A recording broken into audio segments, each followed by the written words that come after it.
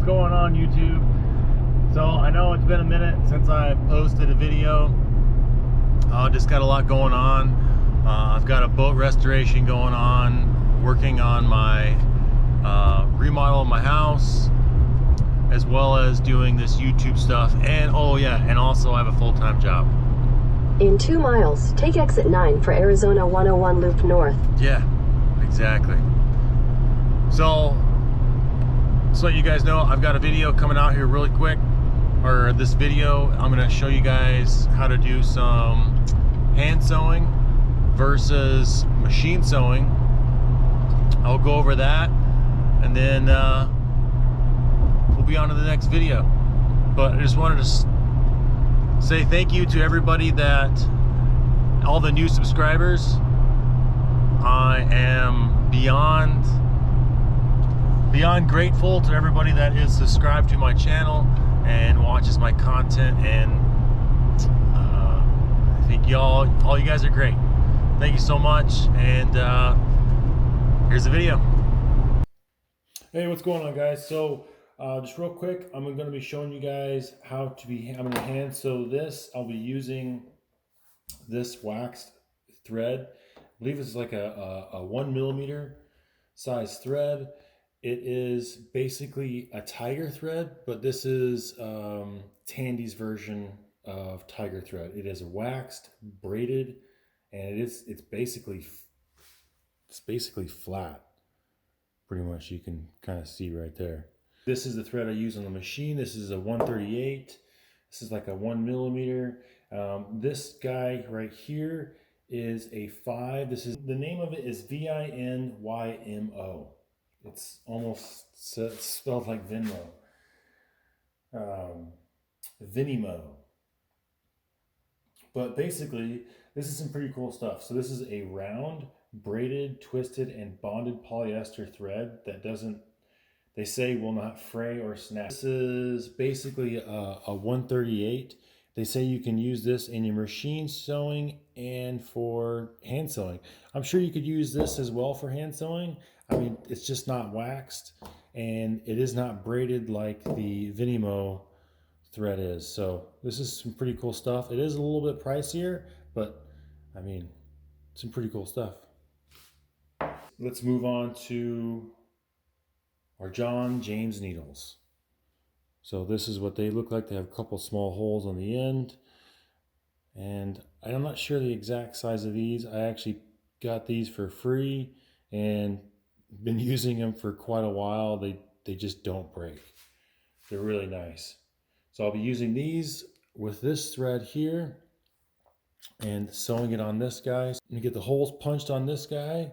I'll show you guys that, and then we'll get over to my stitching pony, stitch this up, and then we'll do a second one with the machine sewing, and I'll show you that. All right, let's get started. All right, so first things first, what I want to do is let me just take my X-Acto knife here. I want to get these ends even on the bottom here, kind of like that, and then I'll just mark this end right here so I can know where to kind of stop gluing. Bam. Good enough. All right, so I'm just going to use my Craft Tool Pro. It's just a rougher tool. You could use, like an edge of a X-Acto knife, something like that would work just fine. Now this little squirt bottle, this little bottle of glue that I bought the bottle at a hardware store. The glue I actually got from Tandy. I think it's like a weld, something weld. I'll put it in the description below the video here. You can use it pretty well as far as making a precise line if you control how much pressure you put on the bottle there. But you can get the glue to set up pretty quickly if you just use a heat gun. That way if you don't want to wait around, you can go ahead and use that. Here I am putting the two halves together. Alright, I'll use the heat gun again, get this glue set up, put these guys together, and then after this I'm going to use a roller and I'll get all the glue set up so all the pieces mashed together really well, get a nice set and be ready to sew.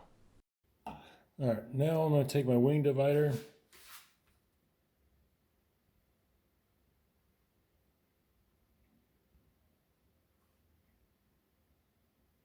Put my stitch line in there. Alright.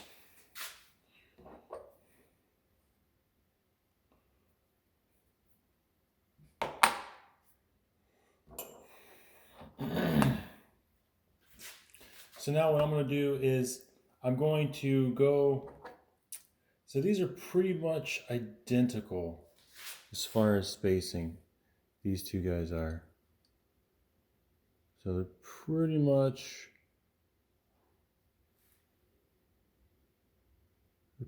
right on the money as far as being equal. So what I'm going to do is I'm going to do half with this guy, and then I'll be doing half, and I'll be doing the other half with this guy, so you guys will be able to see what it looks like going from, on the same piece.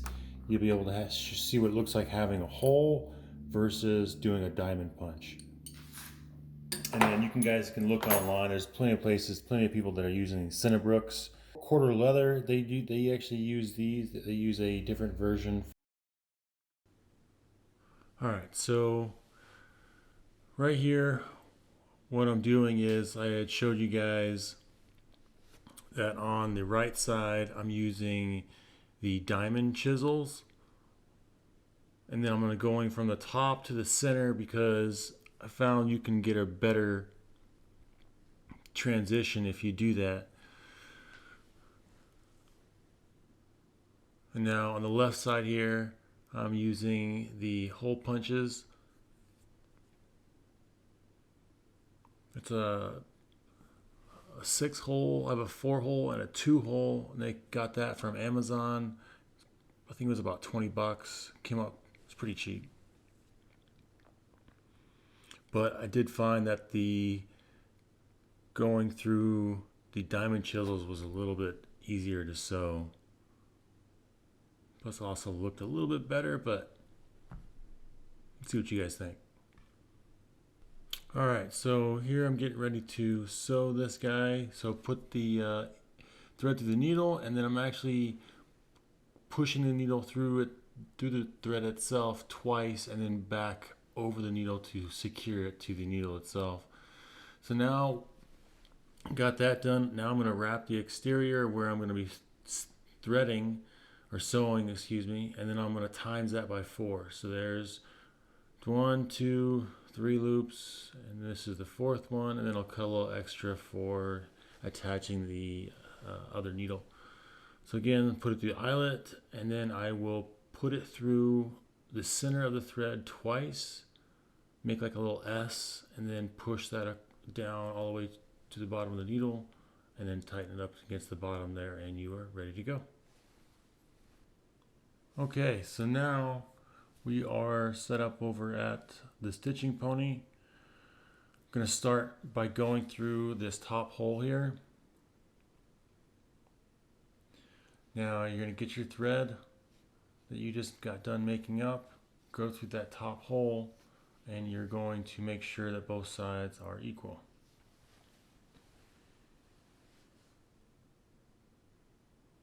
Alright, now I'm just going from the back side to the front. You're just making an S.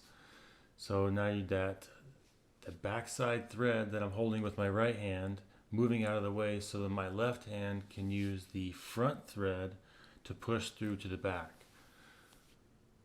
And you just want to make sure that you move the thread away so that way when you go to push the thread, the front thread through the back, that you're not piercing in the thread itself, but just making a gap in between the thread and the leather.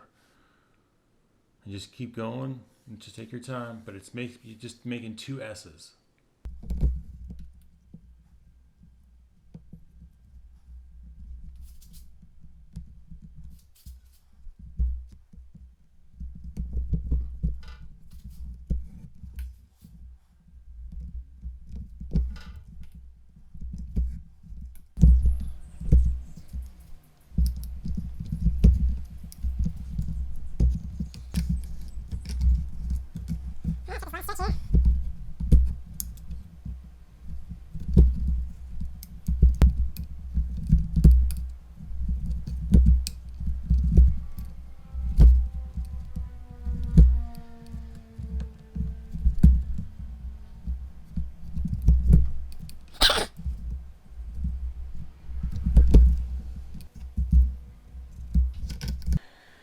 There you have it. All right, and there we go. So I rolled it out a little bit. Still need to clean up these edges, but pretty much I kind of like the diamond stitch. So I thought that was a pretty cool comparison. So let me know what you guys think. All right, I will head on over to the sewing machine and we'll check that out. Okay, so now I'm set up over here at the sewing machine. Got my stitch line made out, and I've also got my stitch grooves here. I'll show you. I've got basically it's a spur gear, just on a little handle. It's actually sized to my sewing machine, so when I go to sew, each of the little spikes is exactly where the needle is going to land, and it helps me with my back stitching. So that way I'm not guessing where I'm going to put the needle. It also works at the end as well. So when you go to finish, you can, if you're running out of room or have too much room, it helps you judge towards the end to get a nice finish. Okay, now we are set up on the sewing machine. I'm placing the sewing needle in the 3rd hole from the end. I'm going to do 2 back stitches. Put it in forward, and then what happens is my presser foot gets stuck here. It's got to raise the presser foot, and then I'll place the needle just before the pocket. Allows my presser foot to be on top of the pocket, and then I will just keep sewing forward from there, and then just slowly work your way around. Just take your time. Now these corners are a little tighter than I usually make them, so I kind of had to go at a 45 when going through these corners, but got her done. Again, just following that stitch line that I made sure makes for a really nice clean stitch. And now same thing, had to do a 45. All right, now we're getting towards the end on the other side. So it's the same thing again. I'm going to go right towards the end of the pocket and then do one right after the pocket. And then I'm showing you guys the needle kind of doesn't line up perfectly with the holes that I had on my stitching wheel. So I'm holding my presser foot, getting that needle exactly where I want it. And then I can proceed to finishing up the stitch, doing my 2 back stitches and cutting off my thread, and we are done. Here we go, looking great.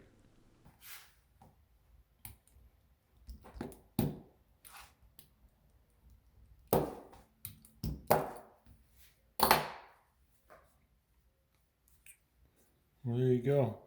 It's got some wrinkles in it, but that's all right. Gives it a little extra character. So there's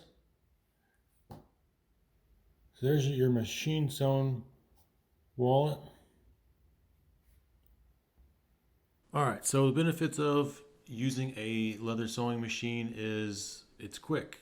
It takes about less than a minute to sew this. Looks good on the front and the back. These little little pigtail sticking out on the ends here. You can just take a lighter and push those back into the stitch. But it does take about 5 or 6 minutes to get the sewing machine set up. But I do believe the benefits do outweigh the cons on this, and you get a nice, beautiful, consistent stitch. So what do you guys think? Which one do you guys like? I really like this one just because it looks super clean. And this gives it the handmade feel. So here's where I believe that the hand stitch wins. It's, you know, you definitely have the look, the feel of that handmade item. But I still do like the look of the sewing machine. So in my eyes, I think that one wins, but which one do you guys think?